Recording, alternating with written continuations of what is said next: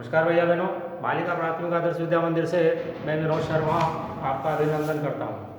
आज की अपनी इस क्लास में नया अध्याय 10 मुद्रा मुद्रा यानी रुपए और पैसे। रुपए और पैसे के जो सवाल हैं वो कैसे होंगे अपने जोड़ बाकी गुणा भाग। उससे पहले पिछली कक्षाओं में अपन पढ़ चुके हैं कि 1 रुपये में कितने पैसे होते हैं। तो हमने को पता है कि 1 रुपये में 100 पैसे होते हैं। 100 पैसे का मतलब ये हुआ कि 1 के आगे 2 शून्य है, तो इसका मतलब पैसे में जो होते हैं वो हमेशा 2 अंक होते हैं।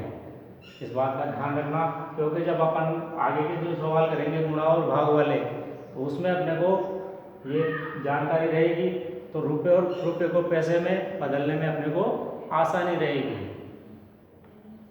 यदि 1 रुपये में 100 पैसे होते हैं तो 100 पैसे में रुपये कितने होंगे। तो जैसे 2 अंक है, 2 अंक के बाद में यदि अपन इसमें दशमलव का चिन्ह लगा दें तो दशमलव के इधर वाले जो अंक होते हैं वो रुपये बन जाते हैं और इधर वाले पैसे। तो यदि अपन 2 अंकों के पीछे यदि दशमलव का चिन्ह लगाएंगे यहाँ पे, तो यहाँ पे इसके पीछे वाले जो अंक है यानी 1 रुपया, तो 100 पैसे में 1 रुपया बनेगा। इसी तरह मान लो 1 रुपये की जगह 5 रुपये भी हो सकते हैं। 5 रुपये के यदि 1 रुपये के 100 पैसे होते हैं तो 5 रुपये के 500 पैसे। इसी तरह 8 रुपये के 800 पैसे। इसी तरह अपन पैसों को रुपये में बदल सकते हैं। आपको इसके लिए 2 उदाहरण और बता रहा हूँ कि अपन रुपये को पैसे में कैसे बदलें और पैसे को रुपये में कैसे बदलें।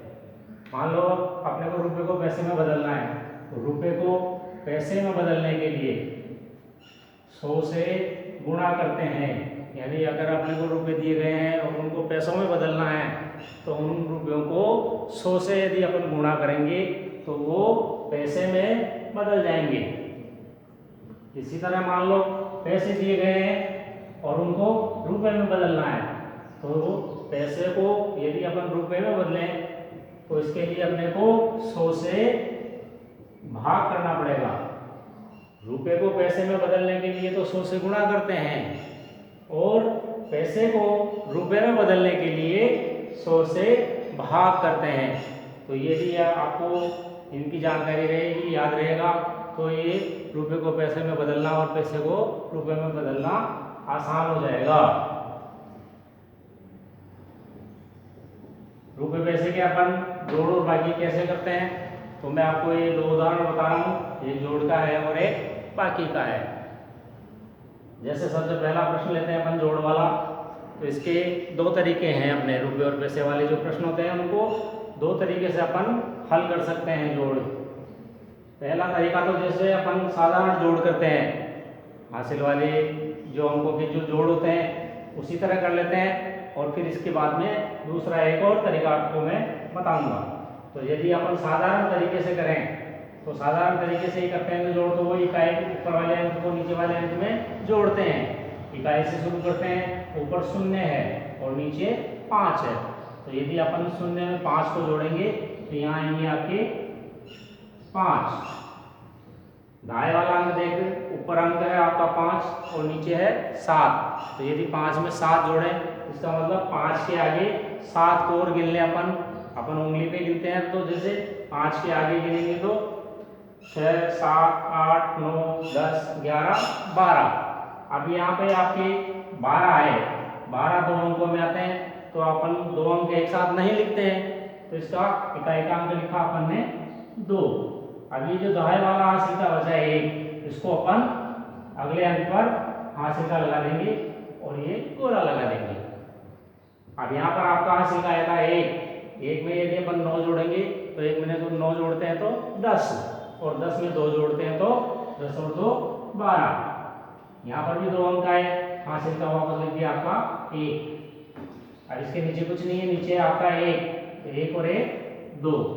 तो इसका जो उत्तर आया आपका वो आया 22 रुपये 25 पैसे।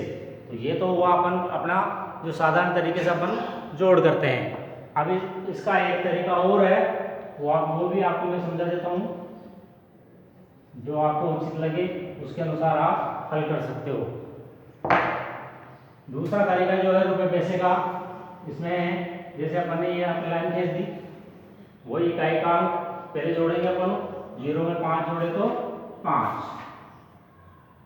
अब दाएं वाला अंक यदि अपन जोड़ते हैं 5 में, यदि अपन ने 7 जोड़े, तो यदि 5 में 7 जोड़ेंगे तो 5 और 7 12 होते हैं। अब यहाँ पर साधारण जोड़ में अपन 2 अंक नहीं लिखते हैं, लेकिन ये रुपए और पैसे वाले अंक है, पैसे सवाल है, तो इसको अपन पूरे के पूरे ये 12 के 12 यहाँ लिख देंगे पैसे के नीचे। यहाँ अपने हासिल का कुछ नहीं लिखना है, पूरे 12 के 12 यहाँ लिख दिए अपन ने। अब आते हैं रुपए में। रुपए में ऊपर 9 है और नीचे 2 है। 9 में यदि 2 जोड़ेंगे तो 9 2 11, हासिल का 1 और 1 और 1 2। तो यहाँ पर आपके जो रुपये आए 2100 रुपये आए और पैसे आए आपके 125। अब ये जो पैसे आए 125 वो 3 अंकों में है, जबकि अपने पैसे हमेशा 2 अंक में ही होते हैं। तो यदि अपन इन पैसों को रुपए में बदलें और जो रुपए आए उसको रुपए में ले जाके जोड़ देंगे, तो आपका एक सवाल रुपए और पैसे का हल हो जाएगा। अब इन रुपए तो यूं रह जाएंगे आपके, लेकिन ये पैसे जो हैं 3 अंकों में, इनको अपने को 2 अंक में करना है, यानी पैसे को रुपए में बदलना। तो यहाँ ऊपर मैंने आपको बताया था पैसे को रुपए में बदलने के लिए 100 से भाग करते हैं। अब यदि आप भाग करना नहीं चाहें अलग से, तो इसका एक आसान सा तरीका मैं आपको बता देता हूँ कि जैसे आपके पैसे में आए आपके 125 पैसे, इसको अपने को रुपए में बदलना है। तो मैंने आपको शुरू में बता दिया था, हमेशा पैसे में हमेशा 2 अंक होते हैं, लेकिन यहाँ पर आ रहे हैं आपके 3 अंक। तो इनको 2 अंकों में बदलने के लिए आपको एकदम सरल तरीका बताता हूँ मैं कि 2 अंकों के पीछे, यानी इकाई और दहाई, 2 अंकों के पीछे यदि अपन दशमलव का चिन्ह लगा दें, तो 2 अंकों ये आपके इकाई और दहाई, इन और इकाई और दहाई के पीछे यदि अपन ये दशमलव का चिन्ह लगा दें, तो दशमलव के इधर वाले बाईं ओर वाले जो होंगे वो तो बन जाएंगे आपके रुपए, और दशमलव के दाहिनी ओर वाले बन जाएंगे आपके पैसे। तो यहाँ पर अपन देख रहे हैं दशमलव के इधर 1 रुपया बन रहा है, तो इस 1 रुपये को आप रुपए में ले जा करके जोड़ दो, रुपए में भी इकाई के अंक में।